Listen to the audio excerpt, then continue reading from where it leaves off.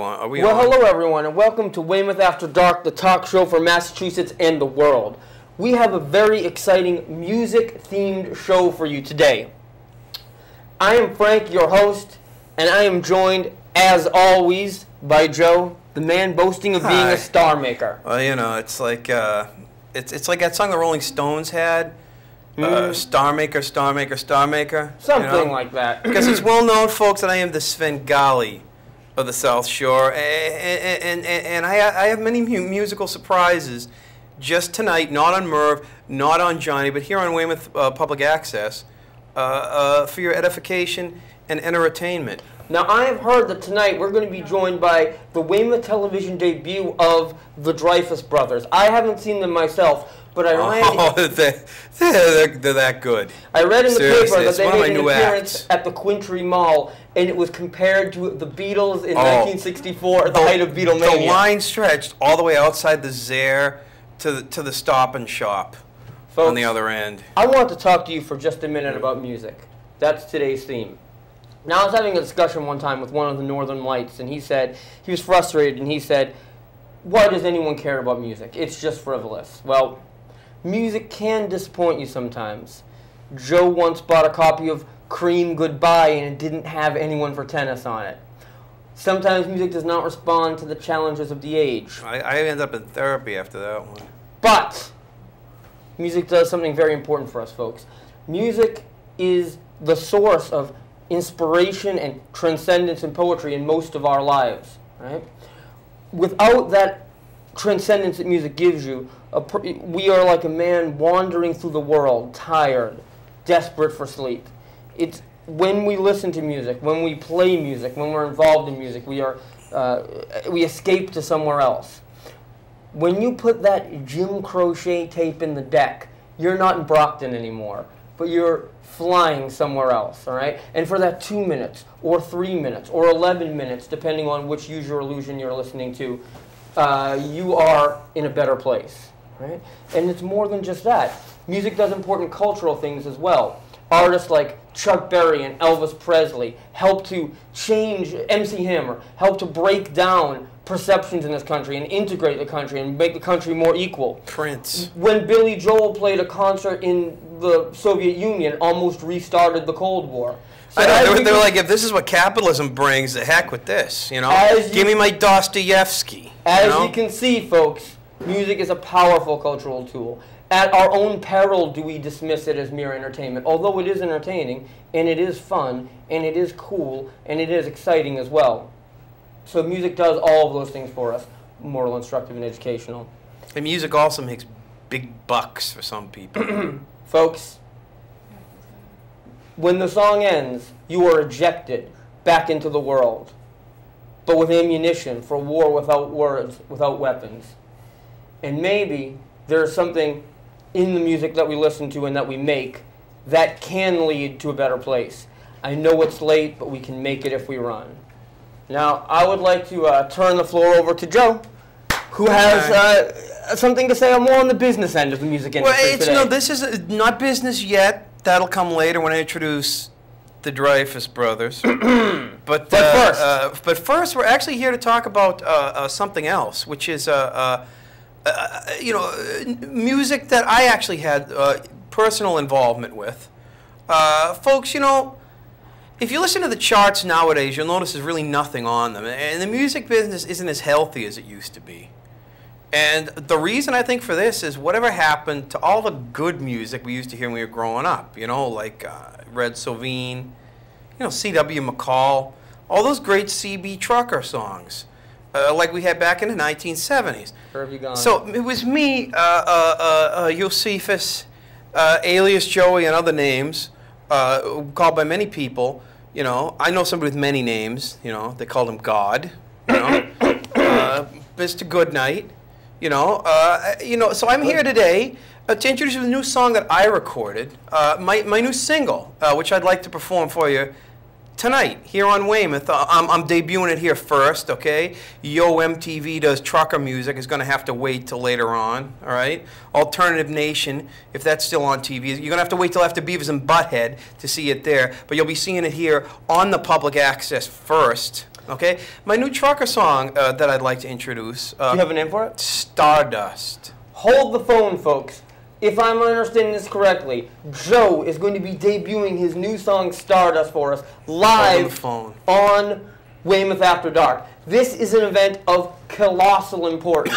So, Joe, if I'm not mistaken, you will be get my voice ready. Getting ready to perform for us a song. Not, as you said, on 120 minutes, but here on Weymouth After Dark. Now, I talked to you just earlier, folks, just a little bit, about how music can be a source of escape, inspiration, transcendence, excitement in your life. Hopefully, Joe's new song, Stardust, will be all of that. All right, everybody, cue the graphic. Stardust. Breaker 19, this is Stardust. You know, some of you truckers out there ask me, Joe, where'd you get that handle, Stardust, from? And, well, sir, when I'm hanging around my home 20 of Weymouth, Mass, I tell them a spatial little story that goes kind of like this. When I'm driving down the road and life gives me a heavy load, seeing things that make me feel like God's been sleeping at the wheel. Is there any meaning found in this here cosmos big and round, or is it all just too futile, because life is just a little while?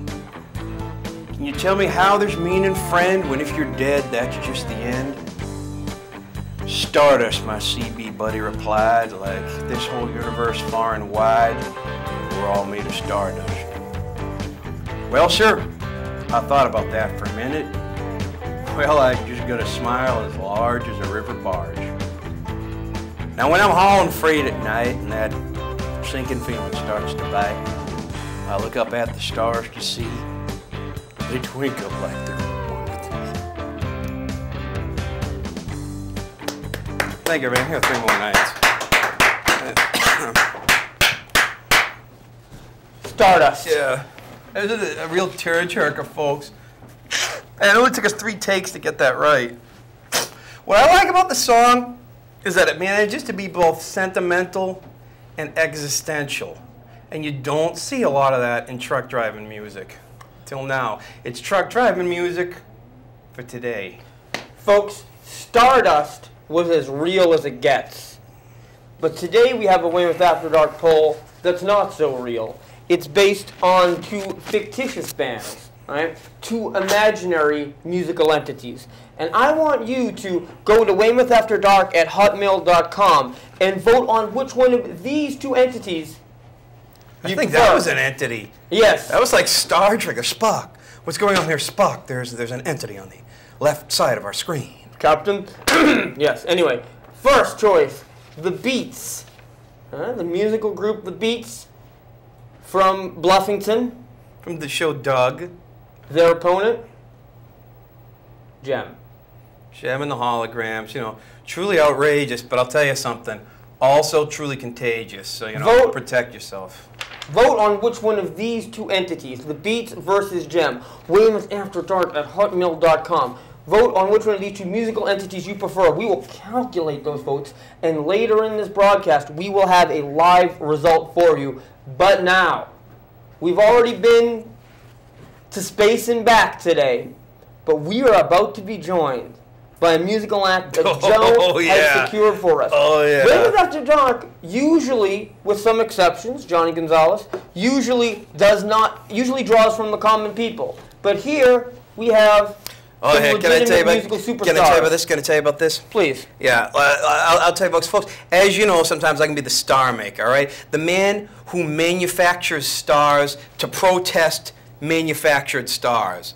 But I'll tell you, in the past, you've seen me bring out some greats like Rockin' Rob Santarpio, and one of my other developments, Smedley the Wonderfly, who entertained a lot of people during his meteoric 5-day lifespan. But tonight, not on Merv, not on Johnny, but here on Weymouth, I've got a new act that I discovered. The kids are going to love them. Musical sensations, all right? Best thing since the Jackson 5, all right? Most dynamic group, all right, to hit the scene since the time with Morris Day and all this, okay? And Jerome. And Jerome Benton. The new group that I discovered playing, of all places, the Winthrop Elks Lodge, the Dreyfuss Brothers. Making their way right now musical through sensations. that door we will be joined by the Dreyfuss Brothers. These the kids eat these guys up. Seriously, give these guys a big welcome because they have star written all over them. Hey, Josephus. Oh yeah, these are my guys. These are the best guys in the biz. I'll tell you, these guys are gonna be big. All right, the Dreyfuss Brothers. Seriously, I got these guys. Yeah. The Dreyfuss Brothers. These are the tats. Look at this sense of humor. It's like 1964 Beatles. So we are joined today by a brothers act. Sensational throughout the land. Could you please introduce yourself, starting over here? I'm Hunter S. Brad Wee Wee. And? Could somebody get the third Dreyfuss's attention? Oh. And that He's a little forgetful. He's like the forgetful one. They all have such distinct personalities. That's why they're great. They're like when you have more than one pet cat. And I'm Tim. Timothy Buck 2. Timothy Buck to Dreyfuss. Joe. These guys are the best. You compared these gentlemen to the Jackson 5. Yeah, except there's 3 of them. Your brothers. Yes. Of the same parentage. I'm a brother, yes. Yeah. No, we're brothers. Yeah, Of the same parentage. Their parents, Richard and Julia Louis, are great people. Yeah. Their uncle Emile was in the French military. Spent some time on Devil's Island. Who's the oldest in this group? Beach Boys. I am. Brad is. Brad, tell us a little bit about your album that's coming out very soon. Usually we don't promote products on Weymouth After Dark, but it is pertinent to what we're discussing right now. This is art. This is art, folks. Oh my gosh. It's a masterpiece. Well, it's self-titled, and a lot of albums call themselves the Green Album or the Blue Album, but we're calling ours the Square Album. The Square Album. And Church. Sure. And somehow that captures... Tim really likes shapes. It's great. It's going to be on especially burnt square CD. Yeah. That's compatible with all formats. You know. This Square CD is going to play in people's CD player. Yeah. Yeah. Have you tested it? Well, yeah, but it broke the needle on my stylus. Now, Timothy... I don't think I have the right equipment for it. Do you ever feel a little out of place compared to the other Dreyfuss Brothers? Do you ever feel like maybe people, I don't know, maybe think of you as sort of different than the other members of the group? Now, I mean, if I can answer that, Brad is really the black sheep of the group. He's kind of the outcast, but Really? yeah. Okay. He's so gonzo, this guy. Yeah. Now, I had heard, Hunter, I had heard recently that you gave an appearance, an in-store at the Quintry Mall, and it had been compared to Beatlemania, Beatles 1964. People, most child stars experience difficulty with their adjustment and their sanity later in life because of the pressures and so forth of fame at a young age. Some other groups that shall remain nameless have done things like wearing these various promise rings and different things to try to keep the temptations of stardom under control. Are you, the Dreyfuss Brothers, do you have any plan, any strategy, any techniques with which you sort of try to, for lack of a better way to put it, keep it real, given your stardom at a young age? Well, we're all really level-headed, and our parents, Richard and Julia, really, they brought us up in such a way on our ranch in Oklahoma that we have a strong moral belief. Mm-hmm. But to sort of combat that, we don't use purity rings. We're not. That's passé.